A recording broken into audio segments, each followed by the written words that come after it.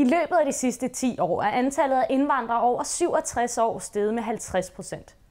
Det giver de danske plejehjem helt nye udfordringer.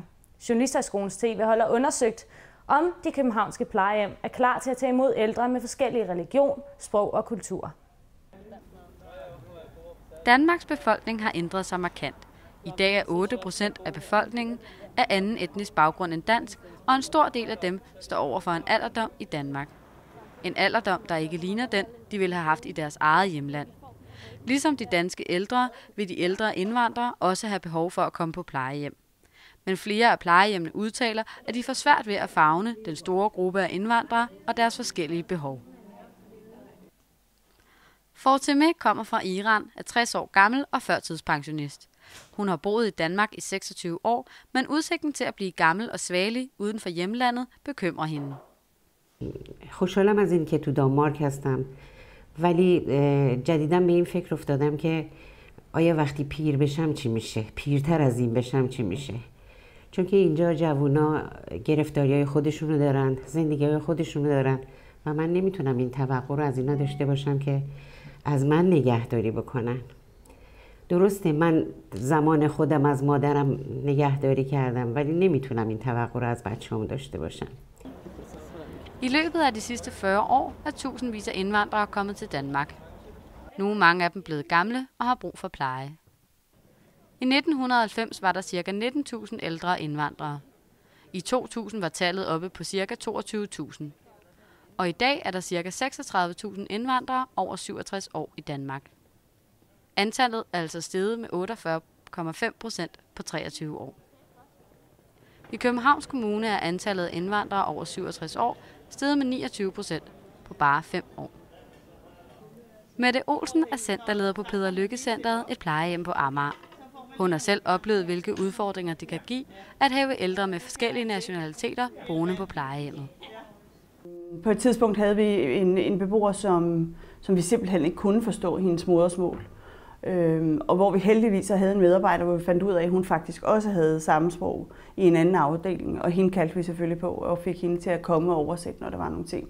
Hvilket var helt tydeligt, at respekten, at det var tydeligt, den beboeren oplevede, at hendes liv var anderledes, for hun blev reelt forstået, og ikke noget, vi gættede os til, eller det var noget med kropssproget kun, at det var den oversætning, der var i forhold til, hvad hun ønskede i sit liv. Så det betyder rigtig meget. Selvfølgelig gør det, hvis vi flyttede til et andet land og ikke blev forstået, når man sidder i den situation, hvor man faktisk er afhængig af andre mennesker 24 timer i døgnet. Journalisthøjskolens TV-hold har lavet en undersøgelse blandt alle 43 plejehjem i Københavns Kommune, hvoraf 19 har deltaget. Halvdelen af dem er ikke forberedt på at modtage ældre indvandrere. De fleste ser nemlig ikke indvandrere som en ensartet gruppe, man kan forberede sig på. Det handler ikke om hvor i verden man kommer fra, men det handler om, at vi bliver rigtig dygtige til at vide, hvad du er for et menneske, og hvilken historie du har, og hvordan du så kan leve dit liv her. 15 af de 19 plejehjem har allerede indvandrere boende. 11 af dem oplever ofte en sprogbarriere over for de ældre indvandrere. På 10 ud af 15 plejehjem skal de ældre indvandrere have særlig mad på grund af deres religion. Og flere har svaret, at indvandrerne kræver at blive passet af en af samme køn. Christine Svane har forsket i ældre af anden etnisk baggrund og kender godt til problematikken ved at få de ældre til at passe ind i det danske system. Altså det, som de fleste udtrykker meget tydeligt, det er, at de vil rigtig gerne passes af deres egne børn. Men samtidig ved de også godt, at sådan kan det ikke blive, fordi de nu bor i et land, hvor deres børn ikke bor lige det samme sted, som de bor. De har deres eget arbejde, deres familie og deres børn og uddannelse osv. Og så bor de også i et land, hvor der er et system, hvor man kan hjælpe syge, gamle mennesker. Og det er jo ikke sådan en baggrund, de selv kommer fra. Så det er en helt forskellig måde at forestille sig, hvad der er god omsorg og pleje. Mansoureh havde sin gamle pensionerede svigermor boende i sin treværelses lejlighed og passede hende, mens hun og hendes mand havde fuldtidsarbejde. Svigermoren måtte dele værelse med 2 små børn, indtil de blev nødt til at sende hende på plejehjem, hvor hun senere døde. Og hun havde så dårligt, hun havde så meget smerter, så Hun kunne ikke gøre noget. Og så jeg bare kiggede på hende. Hvad skal jeg gøre? Men vi kan ikke lade dem hende, det bliver alene. Og jeg kan ikke lade dem, at mit barn siger, shh, hver gang, 100 gange, jeg skal sige til ham, at jeg bliver så stress. Jeg bliver så ked af det. Nogle gange jeg bliver så sur. Og så selvfølgelig, det var også meget svært for mig. Men vi kunne ikke gøre noget. Og vi bliver mere trist. Vores undersøgelse af de københavnske plejehjem viser, at der er mange udfordringer forbundet med de ældre indvandrere. På Rosenborg-centret oplever plejerne for eksempel, at de skal have kendskab til særlige religiøse og kulturelle ritualer i forbindelse med dødsfald. Håndværkerforeningens plejehjem fortæller om en beboer, der skal have hjælp med lift til at bede 5 gange om dagen, hvilket er både tidskrævende og vanskeligt. Kildevæld Sogns hjem udtaler også, at det kan være vanskeligt at finde ud af, hvad der giver de ældre indvandrere livskvalitet og gør dem glade, når plejerne ikke taler beboerens sprog. Når Mansoureh skal på plejehjem, så frygter hun, at hun ikke vil blive forstået, og hun ikke har nogen at dele sine traditioner med. Selvfølgelig, når jeg bliver gammel, så jeg vil gerne have hvordan jeg lavede mad i Iran. Jeg savner dem. Og den der med mad at gøre. Det andet ting, vi har også ligesom danskerne jul, nytår og alle forskellige traditioner. Så når jeg er alene på en dansk plejehjem, så når det bliver for eksempel nytår, jeg bliver så 100 gange trist på grund af, at jeg ved godt, at det er min nytår i dag, men der er ikke nogen, der holder dem.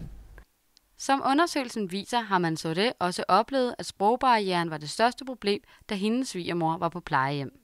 Hun føler sig alene, fordi der var ikke nogen, at hun kunne tale med. På bordet, det var kun hende, der var iraner. Alle, når de spiser mad, vi kunne godt sige det. Det er alle, der snakker sammen, alle danskerne.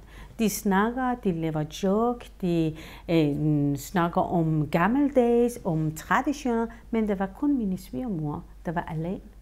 Hun bare kiggede på andre, fordi hun kunne ikke have nogen snakke med dem.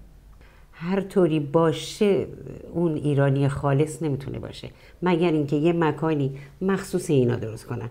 اگر یه ساختمانی باشه مثلا برای اینترنشنال باشه خب میتونن یه طبقه رو ایرانی کنن، یه طبقه رو ترک کنن، یه طبقه رو عرب بکنن و غیره و غیره. ولی محل وصل دوست دارم که ایرانی باشه. Under den seneste opgørelse var der kun 68 ældre med anden etnisk baggrund på plejehjemmene i København.